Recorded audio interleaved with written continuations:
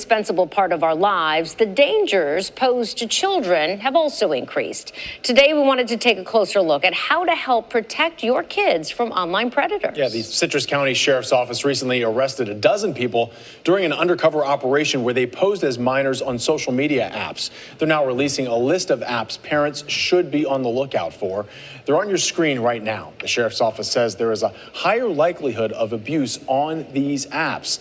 When we were putting together this story, we also reached out to an FBI agent who focuses on these types of cases. They told us parents should also keep an eye out on video games that your kids play, as many have a chat option, which can be a hotspot for predators.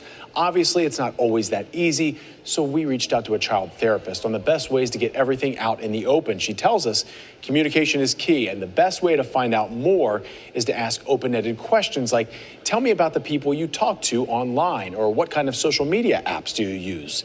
She says being a helicopter parent is not necessarily a bad thing because the internet is forever. And if you need to, go to your kids' phones to make sure they are safe and not talking to strangers. Meanwhile, one of the apps on that list you just saw is Omegle. It's a popular free online chat website that allows users to socialize with others without registering. The service randomly pairs users with strangers in one-on-one chat sessions. The concerning part?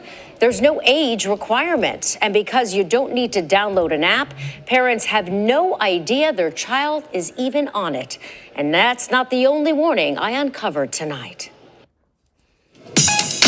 When you go to Omegle.com, in bold letters across the top, it says, quote, talk to strangers.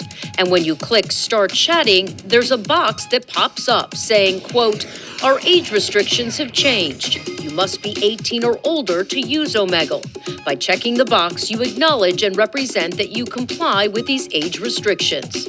But anyone can just check the box with no age verification, and you're in.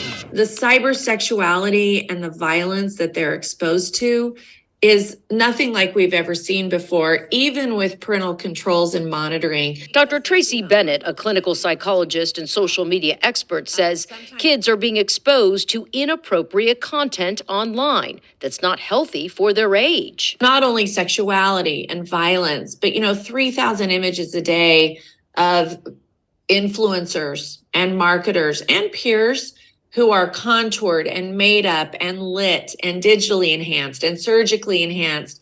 And how do you ever live up to that kind of an image? And the dangers of Omegle heightens those insecurities because of the randomness of the chats.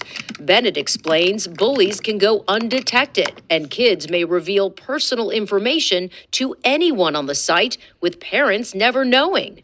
And with over 54 million daily visits, many young users are repeatedly visiting this site. 4 out of the 5 said that they regularly visited these chat roulette sites like Omegle at slumber parties in middle school. More alarming, Bennett says these curious kids are often seeing disturbing images on Omegle. They said a lot of times it was a nude male, and they would either just click away or, even more alarmingly, tell him how disgusting he was because they felt empowered doing that.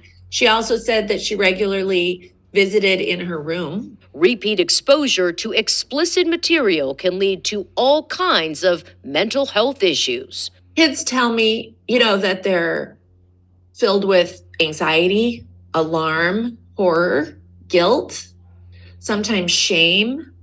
Sometimes it's really depressing because they discover that the world isn't a safe and secure place and that they're not as protected as they thought they were. With predators knowing they have free access to minors, they continue to seek them out. So Bennett recommends warning your kids about predators who use chat rooms to groom and lure innocent victims. We think that our teenagers aren't listening to us when they roll their eyes and they make fun of us and they want to be alone in their room. But the research shows clearly, as does my mothering experience, as does my clinical experience, that they still are accepting our influence.